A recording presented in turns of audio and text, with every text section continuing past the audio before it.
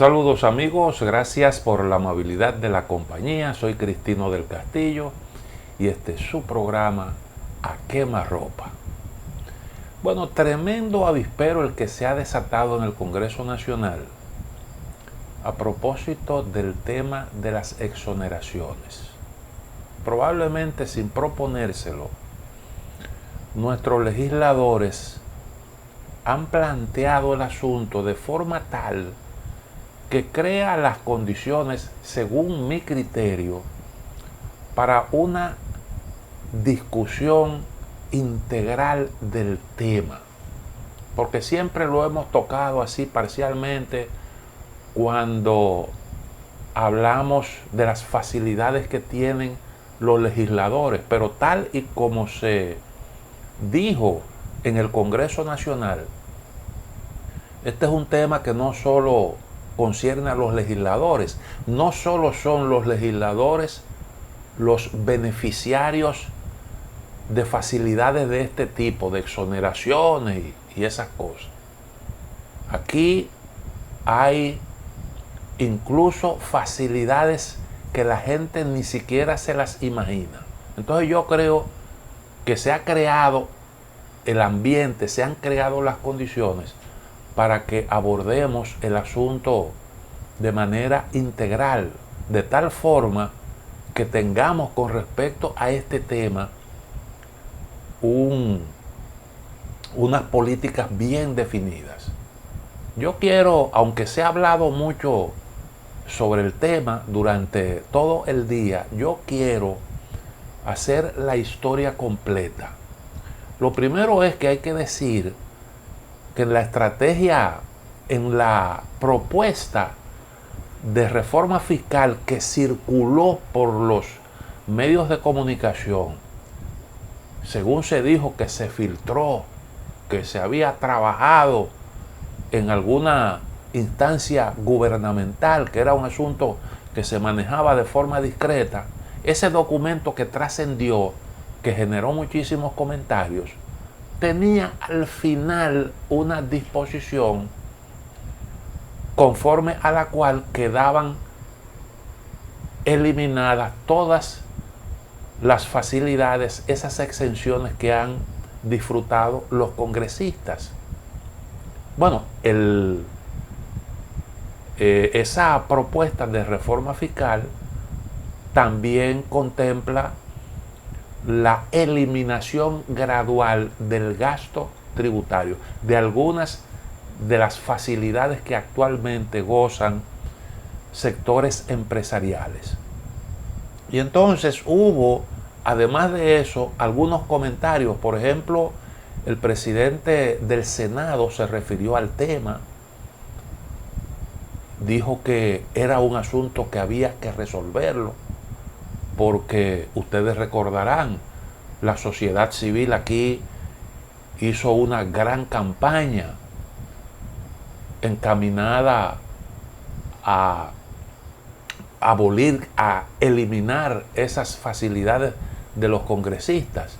Y fue un tema que se manejó durante muchísimo tiempo en el marco de aquellas jornadas de Marcha Verde. Todo un discurso se articuló sobre esta cuestión, al mismo tiempo que se demandaba la transparencia, la lucha contra la corrupción. Ustedes recuerdan, eso es un asunto que está ahí en la memoria de todo el mundo. Bueno, también se refirió al tema en el mismo tenor que Eduardo Estrella, el presidente de la Cámara de Diputados, Alfredo Pacheco, que si bien defendió la honorabilidad de los legisladores, pues planteó la necesidad de que se le buscara una solución a este asunto que ha sido en la sociedad dominicana muy criticado, porque se ha entendido que son unos privilegios excesivos a favor de nuestros legisladores. Pero los legisladores también tienen otros incentivos, y eso pues de alguna forma ha generado todas estas reacciones. Y desde hace tiempo eso se viene criticando. Incluso algunos legisladores que se sumaron a esa campaña cuando no eran parte del Congreso, decidieron optar por recibir esos incentivos. Y entonces la sociedad civil, la gente que articuló todo ese movimiento, criticó duramente ese comportamiento. El caso, por ejemplo, de la senadora del Distrito Nacional, Farideh Raful, y de otros congresistas también. Pero así es como han estado planteadas las cosas sobre este tema. Entonces, recientemente se celebró una reunión de la Comisión Permanente de Hacienda de la Cámara de Diputados. En esa reunión el tema era la aprobación de un préstamo para financiar el programa de transformación digital. Y en esa reunión, en donde no estaba presente la prensa, los diputados allí presentes abordaron el tema, como dicen, a calzón quitado. Y se dijeron algunas cosas que trascendieron a los medios de comunicación. Y eso se publicó en el día de ayer en los medios de circulación nacional. ¿Y qué fue lo que se dijo en esa reunión? Yo creo que es importante destacar algunos aspectos para una comprensión del tema en todos sus componentes. Primero dijo un legislador: bueno, nosotros estamos de acuerdo, quitemos entonces las exoneraciones, pero no se puede limitar el asunto a los legisladores. Y entonces trae a colación aquel cuento ya viejo de la monjita, aquella monjita que dijeron a todas. Y entonces el asunto es: eliminemos las facilidades, las exoneraciones, pero a todo el mundo. También se dijo que los salarios de los diputados rondan entre 175,000 y 320,000 pesos al mes sin los incentivos, y que si se reducen, si se eliminan las facilidades, los legisladores quedarían, entre comillas, de rodillas frente al Estado y sectores empresariales cuando les ofrezcan dádivas para aprobar algunas iniciativas. Sobre esa afirmación volveremos un poco más adelante, porque a mí me parece importante esa afirmación. También se dijo que los legisladores son los más sacrificados de todos los que reciben facilidades, son los más sacrificados porque tienen que salir a buscar votos, tienen que fajarse a buscar votos, mientras otros gozan de las mismas facilidades y sin embargo no tienen que hacer esos esfuerzos, no tienen que hacer los sacrificios que eso conlleva. Y que si se eliminan las exoneraciones, entonces habría que aumentar los sueldos. Yo estoy citando cosas que dijeron legisladores distintos, porque hubo quienes de una forma muy, diría yo que honesta, dijeron: si la sociedad te está reclamando eso y el momento lo exige, entonces hay que buscarle una solución al asunto sin mayor pretexto. Algunos se expresaron de esa manera, pero yo estoy, sin mencionar nombre porque no me parece que sea lo fundamental, quiero reseñar las cosas que dijeron en esa reunión los diputados. Que hay que quitarle los beneficios a todos los que los tengan. y específicamente se mencionó Barrigold, que recibe 20 millones de dólares de gasoil exonerado anual y nadie habla de eso, según un diputado. También cuestionaron que en República Dominicana se esté tratando de demonizar a los legisladores porque reciben 2 exoneraciones en 4 años, lo cual se entiende que no es una exageración. Que hay funcionarios que devengan hasta 17 salarios al año. Se supone que son 12 y entonces hay unos 5 que son adicionales. Y se mencionó por ahí se mencionaron algunas instituciones, algunas dependencias del Estado. Yo quiero continuar con la reseña de lo que se planteó en esa reunión. Antes, permítanme hacer una pequeña pausa. Volvemos en un momentito.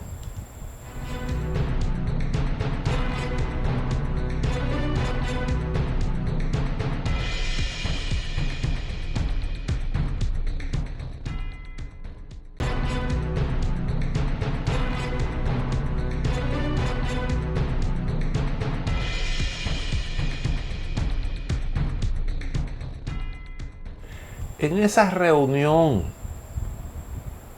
de la comisión de la Cámara de Diputados, la Comisión de Hacienda, también se dijeron otras cosas interesantes. Por ejemplo, un diputado planteó que siempre fue partidario de que se le ponga un monto a la exoneración, dado que los jueces fiscales, militares y otros tienen también exoneraciones. Por ejemplo, dijo, cuando yo fui fiscal obtuve 2 exoneraciones de $30,000 cada una. Los procuradores tienen $60,000. Los jueces y los funcionarios del gobierno central casi todos tienen exoneraciones de impuestos para importar vehículos. Otro habló de los beneficios que reciben las ARS, las administradoras de riesgos de salud. Dice que el año pasado, eso lo planteó un legislador, el año pasado murió mucha gente por falta de oxígeno, pero las ARS ganaron más de 4,000 millones de pesos y ellos son los decentes. Nosotros podríamos asumirlo como Comisión de Hacienda, el rol de fiscalizar quién es que se está quedando con el dinero de este país. Así lo planteó en ese tenor un legislador. Esa es otra afirmación que me parece sumamente importante y que vamos a comentar un poquito más adelante. Otro legislador habló de que hay que buscarle un bajadero a las exoneraciones si realmente afecta a la economía de la República Dominicana. Eso ya lo reseñamos. Se mencionó entre las instituciones que pagan muy bien y que tienen prebendas, que reciben beneficios. Se mencionó al Banco Central y a la Superintendencia de Bancos. Un legislador habló de que yo quisiera, dijo textualmente, que los periodistas se reúnan todos y planifiquen disminuir el sueldo y los regalos que le hacen a las diferentes instituciones donde ellos hacen vida. Es una crítica a los periodistas porque desde los medios de comunicación se han criticado las exoneraciones y es una respuesta a estas críticas que hacen comunicadores, que se hacen desde los medios. El Estado Dominicano deja de percibir, planteó otro, 248,000 millones en exoneraciones a los empresarios y la prensa no dice nada, que me parece a mí que es una injusticia, porque de eso, del gasto tributario, se habla todos los días y de la necesidad de racionalizar eso y de no otorgar facilidades aquí alegremente y de por vida, porque muchas veces las facilidades, por lo general, las facilidades se dan por un tiempo a cambio de algo, y aquí pues no hay criterio claro en lo que tiene que ver con eso, y esos son asuntos que se abordan todos los días desde los medios de comunicación. Otro habló de que no es justo que un ministro que no salió a buscar un voto tenga 10 veces los beneficios que tengo yo, y entonces ahora yo soy la ladrona. Eso fue una diputada que lo planteó de esa manera. Bueno, esas cosas se dijeron en esa sesión de la Comisión de Hacienda de la Cámara de Diputados. Pero ayer un grupo de senadores bastante amplio, que yo creo que indica hasta dónde hay una especie de consenso entre los legisladores con respecto a la procedencia, a la conveniencia de esas facilidades que reciben los congresistas, pues un grupo de legisladores anunció una iniciativa de ley.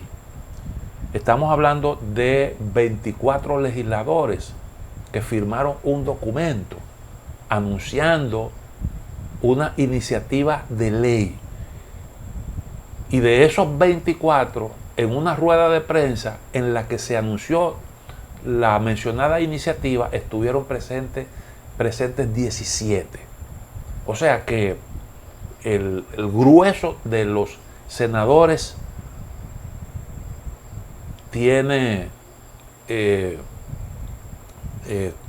coincide en estos puntos de vista. Entonces, una información que reseña lo que se dijo en esa rueda de prensa dice que senadores de distintos bloques partidarios depositarán una propuesta de ley que busca reducir el gasto tributario a su mínima expresión para evitar la introducción de una reforma fiscal por parte del gobierno. En una rueda de prensa, la mayoría de los legisladores de la Cámara Alta presentaron una iniciativa donde buscan eliminar exoneraciones de vehículos, reducir sueldos, disminuir el gasto en publicidad estatal y derogar leyes que no permiten la recaudación de ciertos impuestos. O sea, que están anunciando un proyecto con disposiciones que recogen esas inquietudes que se plantearon en la reunión de la comisión que ya mencioné. Entonces, el proyecto de ley fue firmado, ya lo dijimos, por 24 legisladores, pero al menos se presentaron en la rueda de prensa unos 17, y allí pues se leyó una comunicación donde se mostraron algunos detalles del proyecto de ley. Proponemos reducir el gasto tributario a su mínima expresión, que no es más que el monto de ingresos que el fisco deja de percibir al otorgar tratamiento preferencial a distintos sectores, eliminando todas las exenciones, deducciones y créditos o pagos diferidos que contienen 39 leyes cuyos montos ascienden a 217.487 millones de pesos anuales.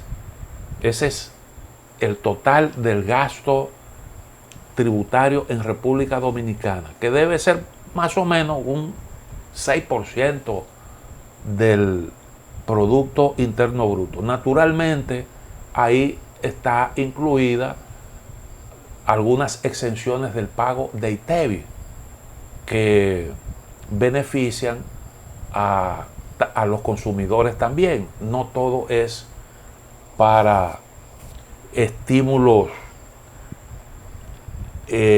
para estimular a la empresa privada. También proponen la eliminación de esas exoneraciones, pero también la eliminación de esas exoneraciones se ampliarían a los jueces de la Suprema Corte de Justicia, del Tribunal Constitucional, Ministerio Público y representantes del Servicio Exterior. Asimismo, deroga cualquier ley que disponga exoneraciones de impuestos de importación para vehículos en beneficio de funcionarios públicos. En ese mismo punto también plantea que ninguna institución del Estado puede adquirir vehículos por un monto superior a $30,000 para ser asignados a funcionarios públicos con exención del presidente y vicepresidente de la República. Ya en otro punto propone hacer cumplir la ley 105-13 sobre regulación salarial del Estado Dominicano, a fin de que ningún funcionario público pueda tener un salario mayor al del presidente de la República. Por otro lado, establece también la reducción del gasto en publicidad del Estado de 4.800 millones a 2.000 millones de pesos para el año 2022, consignado en el presupuesto general del Estado. Más o menos esas son las propuestas que contiene esa iniciativa. Hay algo significativo que dijo el senador Alexis Victoria Yep. ¿Qué fue lo que planteó este legislador? Bueno, él dijo que los fondos sociales provinciales, conocidos popularmente como el barrilito, podría también ser removido solo si se aprueba este proyecto de ley. De igual forma, a través de una resolución, con los fondos sociales también serán derogados siempre y cuando esta ley sea aprobada. O sea que esa es una iniciativa que es como una espada de Damocles. Tú quieres quitarle el barrilito, tú quieres quitar las facilidades para los legisladores. Bueno, pues quitemos todas las facilidades que hay en República Dominicana, todas las exenciones, todas las exoneraciones. Esa es la posición. En un momento volvemos.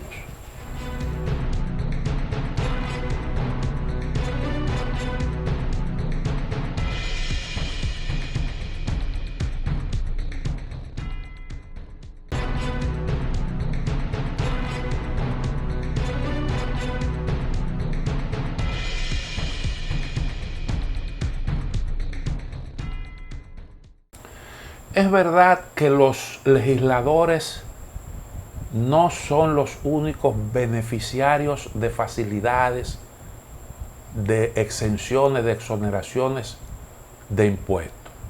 Esa es una realidad. Ahora, nosotros entendemos que la defensa de un beneficio debe basarse en si éste procede o no procede. No es una cuestión de que, mira, pero él también lo hace. Porque eso no es una justificación. Él también recibe beneficio. Yo creo que mejor hubieran hecho los legisladores si argumentaran, sobre todo, si centraran sus argumentaciones en la conveniencia, en la procedencia de esas facilidades que ellos vienen disfrutando desde hace mucho tiempo. Bueno, ellos alegan, nosotros trabajamos, nosotros además de eso tenemos que salir a buscar votos, y eso es verdad. Los legisladores tienen, para ser legislador usted tiene que hacer una campaña y tiene que hacer un trabajo arduo para conquistar dentro de su demarcación las simpatías de la gente, y eso conlleva una inversión. Y lo que están reclamando los legisladores es que tienen derecho, en virtud de ese esfuerzo desplegado, a disfrutar de ciertas facilidades, porque ellos se lo ganaron, mientras que otros no, dependen simple y llanamente de una designación que no conlleva esos sacrificios. También eso es verdad. Y ahí está planteado entonces un tema importante, que es el tema del financiamiento de las campañas. ¿Cómo hacer que las campañas cuesten menos, que sea menor el sacrificio económico para usted lograr una posición en el Congreso? De alguna manera, los partidos políticos reciben una asignación con fondos públicos para cubrir sus actividades, y se supone que eso debería abarcar el gasto de los aspirantes, pero naturalmente eso siempre es poco. La política es cara, muy cara, donde quiera eso cuesta mucho, pero mucho dinero. Y no ha sido fácil en ninguna sociedad la regulación de este tema, pero es un asunto real que requiere de la atención de la sociedad.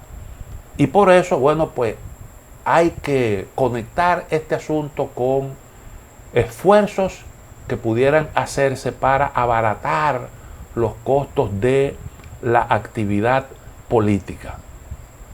Es verdad que muchos legisladores trabajan intensamente, en donde quiera hay también vagos, pero muchos legisladores se fajan, muchos legisladores trabajan, y se pudiera realmente justificar alguna facilidad para el transporte. Eso tiene sentido, y yo creo que República Dominicana no es el único país en donde se ha concebido alguna facilidad para lograr ese propósito. El asunto es que eso no tiene un tope. Ese es el gran problema, que no tiene un tope. Y entonces hay una práctica que ha desacreditado eso. ¿Cuál es la práctica? Bueno, que el legislador vende la exoneración, y entonces viene un individuo y importa un vehículo de lujo que cuesta millones y millones de pesos. Y por ese lado, si bien el legislador recibe un ingreso, también el fisco pierde, porque se hace una importación de un bien sumamente costoso, y con eso el Estado deja de percibir un monto de dinero bastante alto, y esa práctica realmente no cae bien. Pero tiene sentido que usted a un legislador le dé facilidad para que él tenga movilidad y que lo haga cómodo. Hay muchos legisladores que viven en lugares apartados, que tienen que constantemente trasladarse. Además, su función demanda contacto con la población, y esa es una facilidad que se entiende. Naturalmente, todo esto, lo que se dice sobre esas facilidades, tiene que ver con que no es tampoco la única, porque hay otras. Y bueno, eso se maneja en un contexto en el que no favorece a los legisladores, porque hay algunos de ellos que no han tenido un comportamiento adecuado, y eso no son muchos los que están en esa situación. Sin embargo, eso ha afectado al conjunto, y la condición del legislador no tiene el mayor de los prestigios en la sociedad dominicana, por la práctica en que han incurrido algunos malos legisladores que son malos políticos. Entonces, decíamos que el asunto, bueno, pues hay algunas prácticas que son odiosas, y en ese contexto es como se juzga sobre esas facilidades. ¿Por qué los partidos políticos? Esa es una pregunta importante. ¿Por qué los partidos políticos, como partidos, no abordan el tema? ¿Cuál es la posición de los distintos partidos políticos sobre esta cuestión? Ese es un asunto que yo creo que es importante destacarlo. Los partidos, de alguna forma, son parte de todo eso, porque se ha hecho con la anuencia de las formaciones políticas que han consentido eso. Aunque aparentemente todas esas facilidades son el producto de iniciativas individuales, pero eso pasó en forma de ley por el Congreso, y los partidos políticos pues han solventado eso. Esa es la realidad, han solventado eso. Incluso hay que destacar que aquellos partidos políticos que han manejado el tema de la transparencia, el tema del uso frugal de los recursos del Estado, de los recursos públicos, han tropezado con esto. ¿Por qué? Bueno, porque sencillamente hay un problema, y es que nosotros tenemos un sistema político asentado en el clientelismo. Eso es lo que son los partidos políticos dominicanos. Son agencias de empleo, son herramientas que facilitan el ascenso social, y la gente se involucra en la actividad política no porque tenga vocación de servicio a la sociedad, sino porque espera una retribución. Y eso es lo que ha sido la práctica política en la República Dominicana. Por eso es que yo siempre he sostenido que una campaña contra las malas actuaciones, contra el dispendio de los recursos, una campaña a favor de la transparencia, en contra de la corrupción, pasa necesariamente, si es que usted quiere erradicar de raíz todo este problema, usted tiene que plantearse necesariamente el desmonte del sistema clientelar en República Dominicana. Y resulta que todos los partidos políticos aquí son partidos clientelistas. Por eso es que usted ve que normalmente las campañas moralistas, las campañas contra la corrupción y a favor de la transparencia, siempre se asumen como judicialización de la política, cuando conlleva la persecución. Judicialización de la política, porque estamos hablando de un sistema clientelar. Y el sistema clientelar abarca el uso de todas esas prácticas que son generalizadas. Esa es la verdad. Y en el fondo, ese es el gran obstáculo para usted lograr entronizar en la sociedad dominicana, en la práctica de las instituciones públicas, determinados modelos de conducta que eliminen todas esas malas actuaciones que de la boca para afuera muchas veces cuestionamos. Hay gente que evidentemente tiene las mejores de las intenciones, y uno eso lo tiene que respaldar y lo tiene que incentivar. Pero todo eso, todas esas buenas intenciones y las buenas acciones que usted pueda encaminar, choca precisamente con esas limitantes. Vamos a hacer la otra pausa y volvemos para culminar con este tema.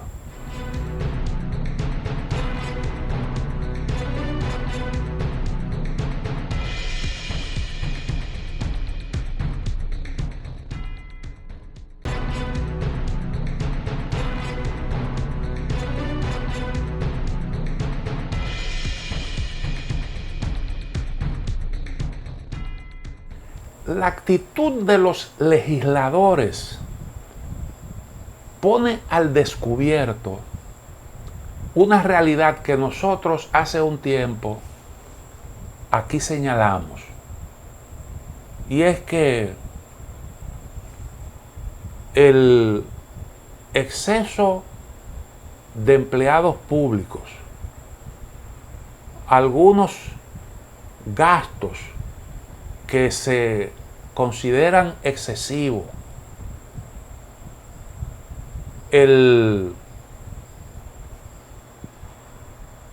la macrocefalia estatal, todo eso que tiene que ver con el gasto en que se incurre precisamente por el sistema clientelar que predomina en nuestro país y que a veces critican los empresarios cuando le hablan de reforma tributaria, porque ese ha sido un escudo para el empresariado dominicano. No, hablemos de una reforma tributaria integral que analice también el gasto, no solo los ingresos, también el gasto. Ahora, cuando usted analiza detenidamente el asunto, ustedes, y yo lo decía el día pasado, ustedes saben por qué aquí es posible que haya unos gastos excesivos en empleomanía y que a veces hayan unos salarios en algunos casos que se pueden considerar demasiado exagerados. Bueno, porque a cambio, ese sector empresarial que cuando se habla de reforma tributaria hace esa crítica, como quien dice, tú no puedes decir que yo estoy pagando poco porque mira todo lo que tú gastas y cómo lo gastas. La calidad del gasto.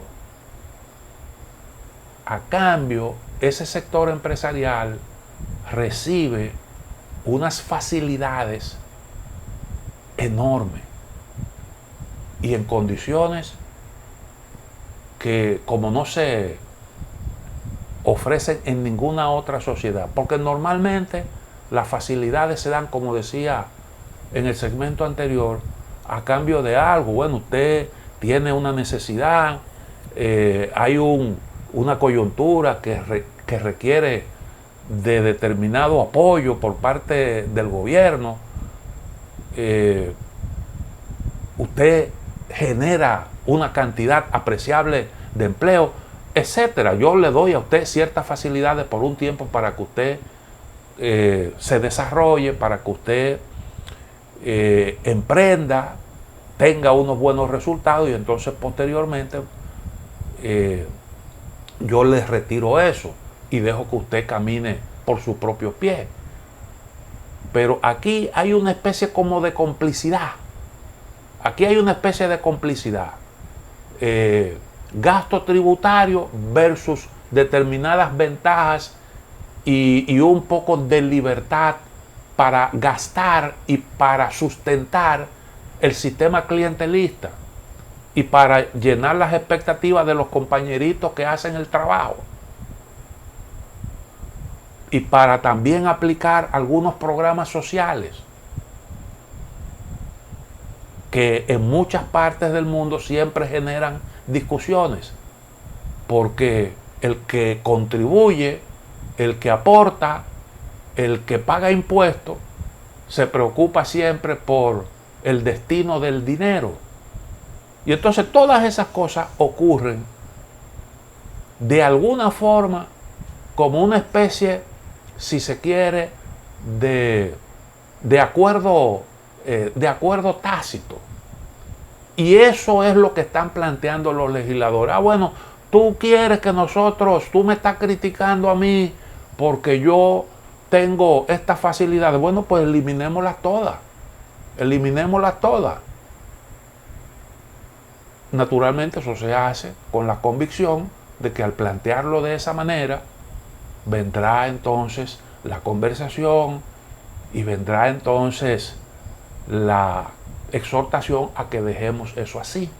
Eso es como el cuento aquel famoso en una reunión, no recuerdo muy bien los detalles, cómo fue la cosa, me lo hicieron hace muchos años, en una reunión de esa, creo que era de un grupo de izquierda, donde a veces se planificaban algunas de esas actuaciones vandálicas que cometían nuestro grupo de izquierda en aquellos tiempos. Vamos a justiciar a fulano de tal porque es esto, esto y lo otro. Y entonces uno que se alarmó, ¿cómo que van a matar a fulano de tal? No, pero... Y entonces una manera de disuadir, para no chocar con los compañeritos, pues bueno, si vamos a matar a fulano porque es eso, entonces habría que también hacer eso. Yo propongo que lo hagamos con este, con el otro, con fulano, por allá, y entonces hacemos una justicia para todos los que tienen esa misma condición. No, pero espérate, así no puede ser. Más o menos, esa es la intención. Así, al menos, lo percibo yo. Y es una especie como se pudiera decir, hasta si se quiere de chantaje.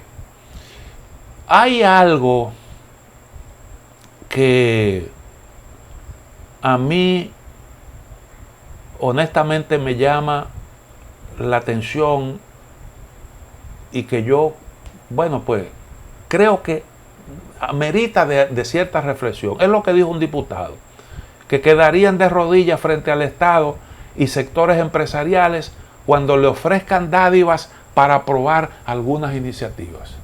Pero esas prácticas existen. Esas prácticas existen. Y tú quedarías expuesto porque te quitan la exoneración cuando tú tienes un salario que, si bien no se pudiera considerar un mega salario, pero 170,000, 320,000 pesos en la sociedad dominicana, yo creo que da para cubrir necesidades esenciales. Y déjenme decirle, los legisladores dominicanos no son lo peor pagado en la región. Yo creo que es al revés. Y entonces, cuando uno oye esas cosas en medio de las discusiones, uno se acuerda de las cosas que se dicen cuando una pareja está discutiendo al calor de una discusión. Y entonces comienzan a salir los trapitos sucios y uno se alarma. Caramba, oigan esto. Otra afirmación importante. Dijo alguien, ahí están las ARS.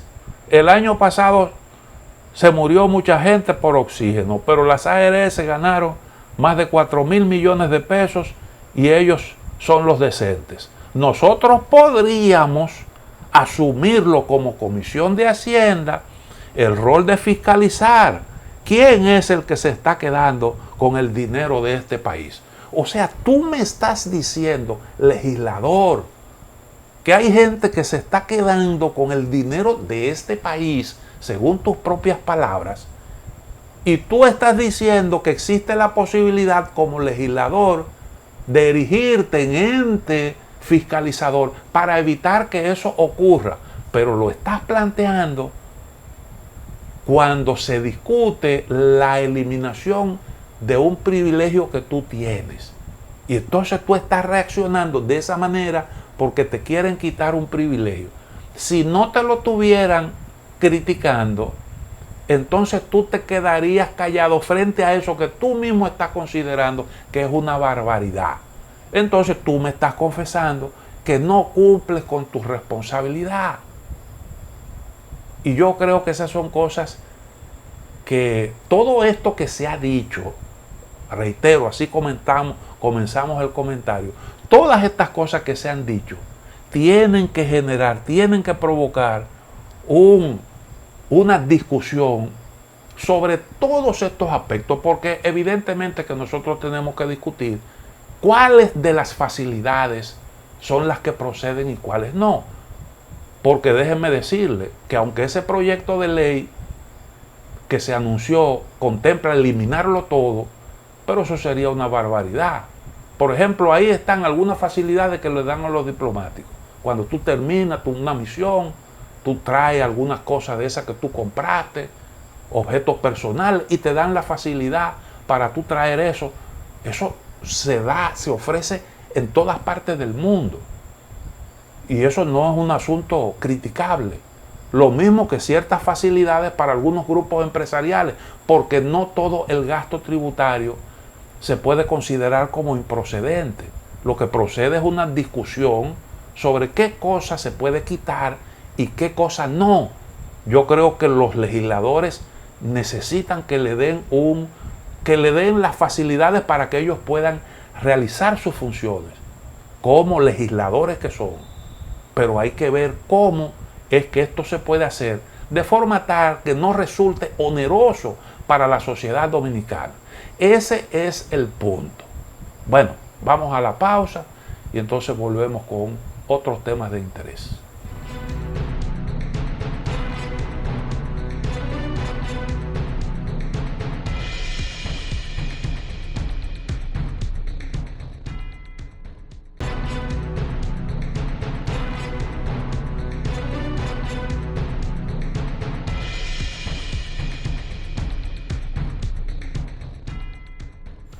Conforme pasa el tiempo, las sociedades se van haciendo cada vez más sensibles frente a determinadas prácticas, a determinadas conductas.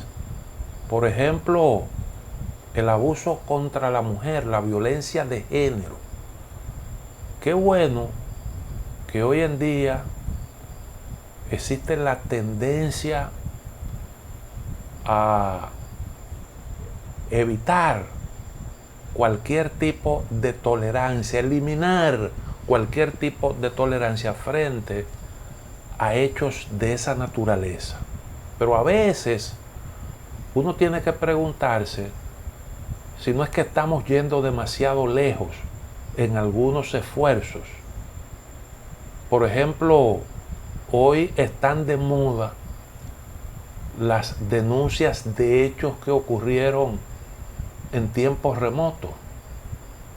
Por ejemplo, ustedes recuerdan el caso del juez Brett Kavanaugh en Estados Unidos, aquel personaje que el presidente Donald Trump promovió a la Suprema Corte de Justicia y que fue cuestionado por varias mujeres que alegaban que en la infancia ese señor tuvo un comportamiento inapropiado.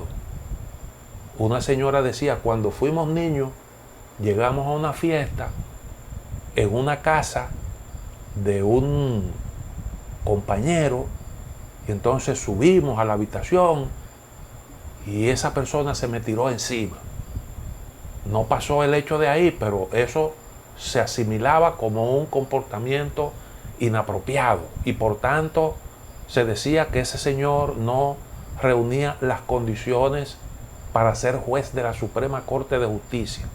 Y eso llegó al Congreso de los Estados Unidos, ese caso, esa imputación por un hecho de más de 30 años, ocurrido en tiempos de la infancia.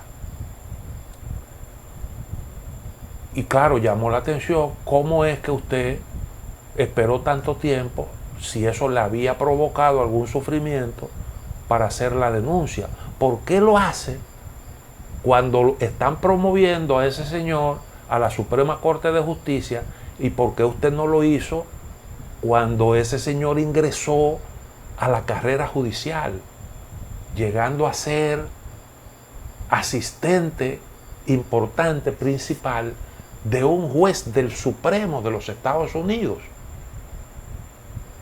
Bueno, pero también ustedes recordarán el caso de George Bush padre, que una señora lo mencionó, denunció que cuando ella era una jovencita, sus padres la llevaron a un encuentro con el señor George Bush padre, y que en ese encuentro él le pasó la mano por el trasero. Cuando le preguntaron al señor George Bush sobre ese incidente, Bueno, pues él reaccionó diciendo, yo no soy gente de ese comportamiento, no me he caracterizado por eso. Mi memoria no registra ese episodio al que se está haciendo referencia. Pero si eso ocurrió, estimo que fue de una manera accidental. Si fue así, entonces pido perdón. Pero estamos hablando de un hombre ya en silla de ruedas. Y lo están acusando de un hecho ocurrido muchos años atrás. Y por tanto muy difícil de probar. Pero usted, en base a imputaciones tan difíciles de comprobar, somete al escarnio público a un individuo en base a unos criterios, a unas concepciones que hoy prevalecen en la sociedad y en base a la cual estamos repartiendo sentencias condenatorias. Y muchas veces de ese ambiente se aprovechan algunos vivos. Yo creo que fue el caso de esa actriz porno que tuvo un affair con el presidente Donald Trump. Ustedes recordarán, esa señora que Trump le llamaba cara de caballo, despectivamente. Ella tuvo esa relación con el presidente Trump y cuando Trump pues decidió lanzarse tras la presidencia de la República, para evitar que le sacaran eso, se puso de acuerdo y mandó a una de las personas de su confianza para que le diera un dinero a cambio de silencio. La señora tuvo la cachaza de recibir el dinero y al mismo tiempo pues faltó a su palabra porque de todos modos habló. Imagínense una señora que aparece en el cine haciendo de todo, decir que tuvo unas relaciones, un affair con el presidente, eso es como tomarse una Coca-Cola en el desierto. Y hubo todo un escándalo y eso sonó y tuvo su costo político para Trump porque lo querían juzgar por haber mal utilizado dinero de campaña para sobornar a una actriz porno a cambio del silencio. Todo eso ocurrió en la sociedad estadounidense. Y bueno, como un preámbulo lo estoy recordando para un pequeño comentario. Ahora está en el tapete el asunto de si unas relaciones no consentidas en el marco del matrimonio se pueden considerar una violación. Me llamó la atención lo que dijo el obispo Carlos Tomás Morel Diplán. Él es de la diócesis de Santiago, que no es necesario tipificar como violación las relaciones sexuales no consentidas entre parejas. Él entiende que muchas personas abusarían de este recurso y recomendó fomentar la educación en la pareja y la familia para que se aprenda a manejar esos casos. Claro que unas relaciones no consentidas siempre son condenables. Cuando se trata de ese tipo de cosas, tiene que haber un consentimiento mutuo. Es difícil usted justificar unas relaciones sexuales no consentidas, aún sea su pareja, aún usted haya contraído matrimonio con esa persona. Puede darse el caso de que una persona decida, bueno, ya hasta aquí llegué. Y la separación pues conlleva un proceso. El hacer, como se dice aquí, tienda aparte, a veces toma su tiempo y es un proceso que muchas veces no resulta tan fácil. Y entonces se puede dar el caso de una persona que en un ambiente así, en una situación como esa, pues quiera algún tipo de relación y que haya una negativa. ¿Cómo se califica eso? Eso es lo que está ahora en discusión. Dice el obispo que, aunque eso no es deseable, pero usted tipificarlo como un delito penal puede traer unas consecuencias indeseables, y es que eso se malutilice. Porque ¿cómo tú demuestras que unas relaciones sostenidas en la intimidad del hogar, que no fue que yo te agarré, que no fue que yo te llevé a un lugar, que yo te engañé o que yo penetré, violé tu intimidad y entonces te forcé? Se trata de algo que ocurrió en la intimidad de un hogar. ¿Cómo tú demuestras eso? No es tan fácil, porque tú no vas a tener un testigo ahí, algo que te diga, o una grabación para poder respaldar una acusación. No es un asunto tan fácil como se pudiera pensar. Y entonces a veces usted, pensando en lograr un objetivo, un buen objetivo, lo que puede es crear un problema innecesario.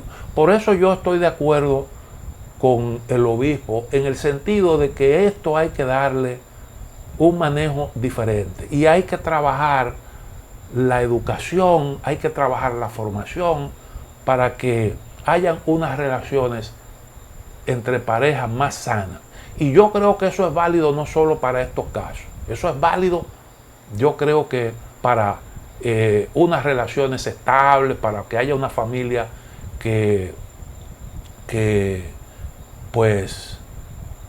tenga, que se asiente sobre unas bases firmes.